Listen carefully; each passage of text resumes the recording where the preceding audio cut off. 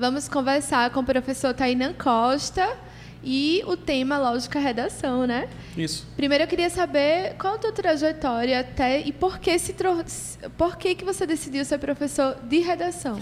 Bom, a princípio eu não decidi ser professor de redação, eu fui sendo levado pelas circunstâncias e acabei virando professor. Muito embora eu tenha decidido ser professor e fazer uma coisa que é trabalhar com preparação de jovens estudantes. Foi uma escolha minha mesmo, contra tudo e contra todos, porque deve ser o sonho de muito poucos, creio eu, ser professor. No entanto, eu já sou professor há 15 anos. E com preparação específica para vestibulares, para Exame Nacional do Ensino Médio, o famoso Enem, eu tenho 10 anos de trabalho. A princípio, eu sou escritor. E aí eu acabei virando professor. Eu tenho 4 livros publicados, selecionados em editais, por parte da imprensa oficial. Eu tenho uma trajetória na literatura já há um tempo e eu acabei querendo conciliar as duas coisas. Ninguém vive unicamente de ser escritor, são poucos os privilegiados, e eu acabei me encontrando nesse nicho, que é um nicho educacional, de preparação para estudantes. E a redação? Bom, eu virei professor de redação, a princípio, a partir da valorização do próprio trabalho de escrita, e por ter muita familiaridade com a escrita, e, sinceramente falando, por não gostar de dar a mesma aula sempre. A escrita é uma coisa muito viva. Eu costumo dizer que você pinta um quadro enquanto você trabalha. Eu gosto de escrever na hora, com temas sugeridos pelos alunos. A minha familiaridade com a escrita foi que me levou para a redação. Quando a gente percebe a redação para concurso, redação para Enem, muita gente associa logo a vamos ver quais são as dicas, qual é o passo a passo para a redação. E a redação ela é algo muito mais complexo do que isso, né? Concordo. Esse é um grande problema, porque veja só, as pessoas acreditam que escrever é uma coisa que tem padrões muito rígidos, pré-estabelecidos, ou pelo menos uma espécie de mapa da mina que você vai escrever. São poucos os cursos em que você tem a necessidade, ou pelo menos a intenção, de desenvolver uma faculdade no indivíduo. Faculdade que eu estou usando é no sentido de habilidade, o termo. Assim. A escrita, ela precisa ser desenvolvida enquanto uma habilidade nas pessoas. Escrever é um ato humano que nos define enquanto seres humanos.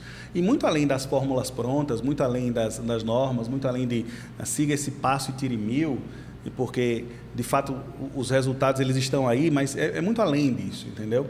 Se o sujeito é bom aluno, e se ele se dedica, se ele realmente estuda, ele sabe os fundamentos da coisa. O que talvez o professor tenha que agir é uma espécie do que eu gosto de chamar de ponte pedagógica, que seria uma ponte entre o que ele pensa e o de fato colocar no papel. Isso tem a ver com treino, é claro, mas tem a ver também com a criação de uma visão de mundo, de pensar de maneira, no caso do ensino de dissertação, de maneira dissertativa, e pensar de maneira narrativa, pensar. Quando a gente fala sobre o analfabetismo funcional, que aqui em Alagoas também tem níveis assim que são bastante gritantes, você se depara com alunos que estão em situação de analfabetismo Veja, a princípio funcional? a gente precisa separar. Analfabetismo é uma coisa, letramento é outra coisa. O letramento, que seria o uso crítico das faculdades de leitura e escrita, é talvez a principal falha educacional, e aí eu ouso dizer, do país. Você não se trata de alfabetizar o indivíduo, porque o sujeito que é alfabetizado, ele consegue ler uma placa, ele consegue. O problema é que o sujeito letrado, ele vai além do processo de alfabetização. Quem passa, eu não diria nem letrado, diria que passa por um processo de letramento. Quem passa por um processo de letramento é capaz de usar criticamente as habilidades de leitura e de escrita. E essa talvez seja uma falha que é responsável pelo subdesenvolvimento do país. O nosso sistema educacional é um sistema educacional que até alfabetiza, muito embora o número de analfabetos seja grande.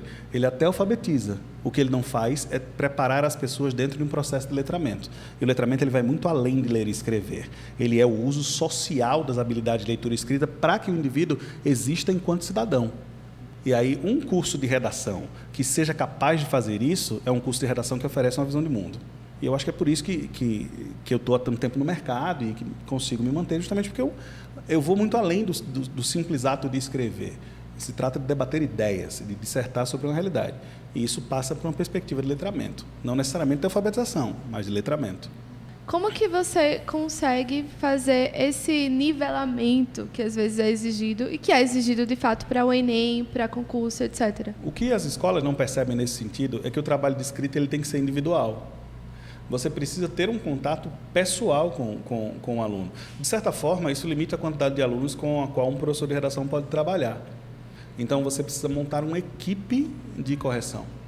Você se depara com alunos que têm um nível muito avançado de escrita e que têm um nível muito baixo de escrita. Portanto, a princípio, eu costumo dizer que os primeiros 2 meses de qualquer curso de redação que se preze, ele precisa separar, digamos assim, os níveis, para entender com quem é preciso sentar mais e com quem é preciso sentar menos. Muitos alunos com os quais nós nos deparamos são pessoas que, volto a dizer, têm a capacidade de escrever, mas ela não tem o que eu chamo de ponte pedagógica, ela não consegue colocar no papel. Por outro lado, há pessoas que conseguem colocar tudo no papel, no entanto, sem nenhuma formatação normativa, sem regência, sem concordância. Demora muito tempo para que você possa trabalhar definitivamente alguém. Longe das receitinhas prontas, o caminhar é um pouco mais difícil no que diz respeito ao trabalho de escrita. Quando você enxerga a formação das pessoas a partir de um espaço, de um terreno livre de mapas e conceitos prontos, é lógico que existe a técnica. Olha, um parágrafo dissertativo para o concurso X é assim, um parágrafo dissertativo para o concurso Y é assado. Então, é lógico que você mostra isso, é evidente que você mostra isso. Mas eu estou falando aqui de uma coisa que é um ponto além.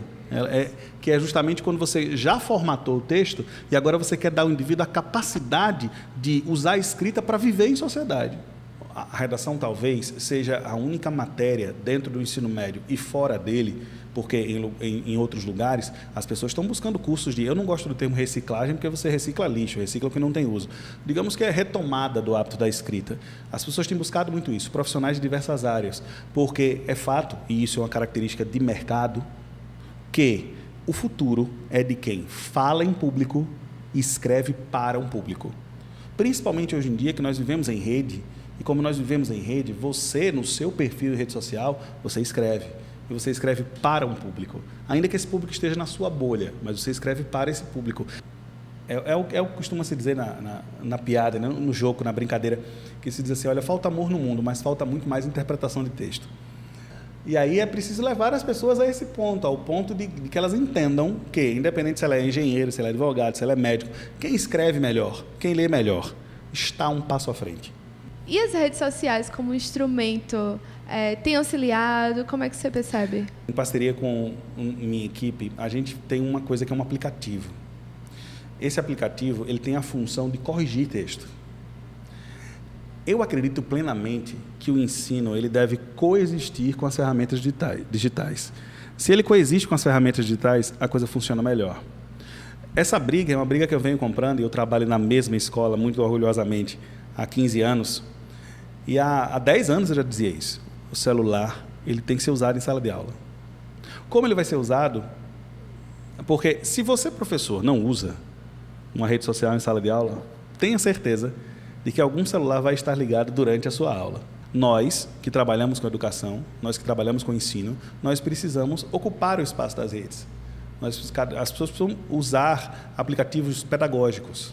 E, para isso, a digitalização das coisas, ela já está presente na vida dos indivíduos. Tem que haver uma ética de uso, e as redes sociais elas são parte fundamental do trabalho. Indivíduos aprendem em rede hoje em dia, e aprendem de maneira descentralizada. Fazem cursinho online, tem professores, seguem perfis didáticos, perfis pedagógicos. As redes sociais, elas não são mais, não existe perfil pessoal ou empresarial. Você tem perfil pessoal, perfil empresarial, perfil esportivo, perfil de decoração. Então, quer dizer, existem os chamados perfis de estudo, que servem de guia, inclusive, para outros estudantes. Então, quer dizer, é preciso estar ali, habitar aquele espaço, fazer um uso ético dele, didático dele, pedagógico. Ainda há resistência dos professores em habitar esse espaço? É evidente que há. Principalmente dos mais antigos. Porque nem todo mundo tem familiaridade com isso. E é, inclusive, uma discussão interna das escolas. O que você vai fazer? Você vai obrigar o professor a usar? Você vai obrigar o professor a ter um perfil profissional em rede? Hoje em dia, o aluno já nasce em rede. Eu tenho uma filha de 2 anos.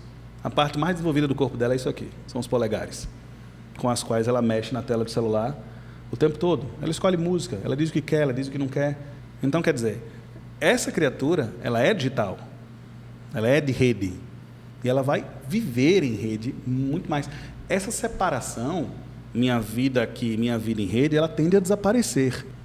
Por outro lado, também tem a questão do acesso, né? Muitas vezes a gente pensa que é uma questão de privilégio. Então, o senso crítico ele é uma questão de privilégio, a articulação dele ou a forma de buscá-lo. Como que consegue, enquanto educador, enquanto professor, enfrentar essa questão? Imagine o seguinte, é uma questão aqui que nós estamos falando, se eu entendi sua pergunta, nem todo mundo tem acesso à tecnologia. Claro. É isso? Pois então, a tendência é que cada vez mais pessoas tenham acesso. E a tendência é que, com o barateamento dos produtos, com o barateamento da internet, as pessoas tenham acesso a isso. Vamos imaginar a seguinte circunstância. Eu trabalho em rede também. Eu tenho um perfil no Instagram em que as pessoas vão lá para ter dicas de escrita e aprendizado, me ver indicando livros, corrigindo pequenos parágrafos, discutindo temas de redação em vídeo de 1 minuto. Imagine que alguém agora está no Alto dos Solimões, num lugar em que não há efetivamente acesso à escola, ou ainda não há acesso a muita, mas tem internet. Chega a internet lá porque o restaurante tem Wi-Fi, a venda tem, e o sujeito tem um celular de segunda linha, segunda mão. Ele tem um perfil no Insta, ele me segue. Talvez eu seja o professor mais presente na vida dele.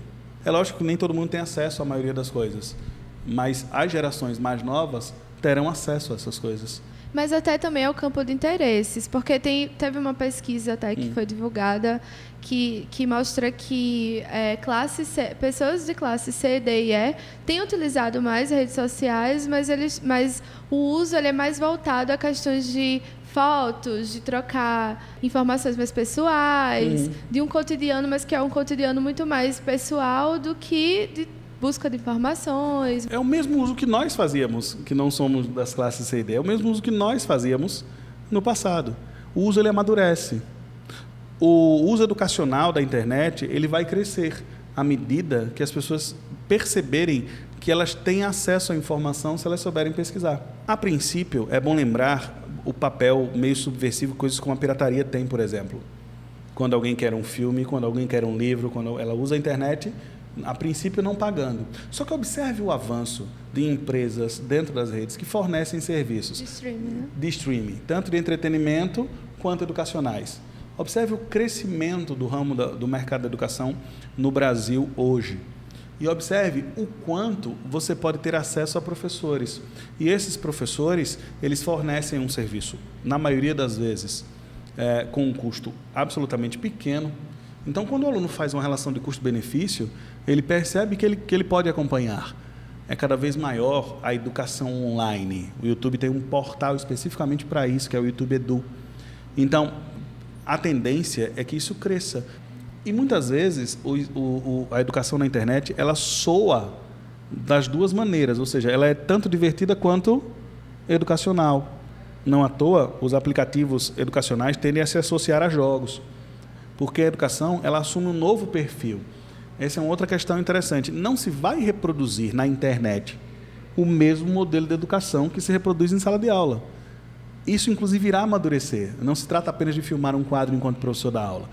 Vai entrar tudo que a mídia proporciona, vai entrar as técnicas de edição mais avançadas, vão entrar as animações, tudo isso tende a amadurecer e transformar a aula na internet numa coisa que é relativamente diferente, muito embora hoje existam aulas na internet que são absolutamente a mesma coisa, uma câmera fixa e o sujeito lá dando aula, a tendência é que isso também se modifique.